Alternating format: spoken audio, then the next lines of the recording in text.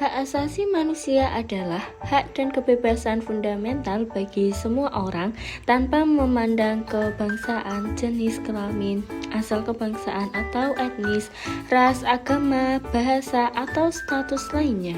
Faktor penyebab terjadinya pelanggaran HAM antara lain: 1. Adanya kesenjangan sosial antara masyarakat. 2. Rendahnya toleransi dan tenggang rasa antar masyarakat. 3. Kurangnya pemahaman dan penegakan mengenai hak asasi manusia. 4. Lembaga penegak hukum kurang bekerja secara maksimal untuk mengusut pelanggaran HAM. Jenis pelanggaran hak asasi manusia. Berdasarkan jenisnya, HAM dibagi menjadi dua, yaitu pelanggaran berat dan ringan. Pelanggaran HAM berat. Pelanggaran HAM berat ini berdampak pada kehilangan nyawa seseorang atau kelompok. Contoh pelanggaran HAM berat adalah genosida dan kejahatan manusia. Pelanggaran HAM berat. Pelanggaran HAM berat ini terdampak pada kehilangan nyawa seseorang atau kelompok. Ada dua contoh pelanggaran HAM berat. Yang pertama, genosida.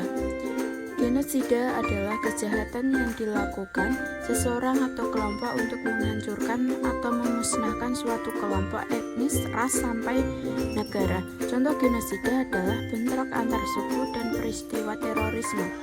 Yang kedua, kejahatan kemanusiaan. Kejahatan kemanusiaan ini ditunjukkan kepada penduduk sipil. Contoh kejahatan kemanusiaan adalah penjajahan terhadap suatu negara. Pelanggaran HAM ringan. Pelanggaran HAM ringan tidak berdampak pada kehilangan nyawa seseorang atau kelompok. Contoh pelanggaran HAM ringan yaitu penganiayaan dan pencemaran nama baik.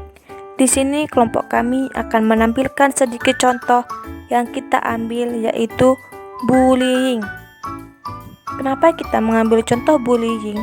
Karena di era seperti ini masih ada yang namanya bullying, seperti di kampus, di sekolah, atau di lingkungan masyarakat. Dampak bullying juga tidak baik bagi korban karena menyebabkan kerusakan mental dan merenggut kebebasan si korban. Jenis-jenis hak asasi manusia. John Locke menjelaskan tentang hak asasi manusia membagi macam hak asasi manusia, yaitu hak hidup, hak milik, dan hak kemerdekaan. Mengutip dari buku Pendidikan Kewarganegaraan Negara menurut Deklarasi Universal Hak Asasi tahun 1948 pasal 30 menjelaskan macam-macam hak asasi manusia antara lain. 1. Hak memperoleh kemerdekaan dan kesetaraan dalam martabat. 2. Hak tanpa perbedaan apapun serta hak kehidupan, hak kebebasan, dan keamanan pribadi.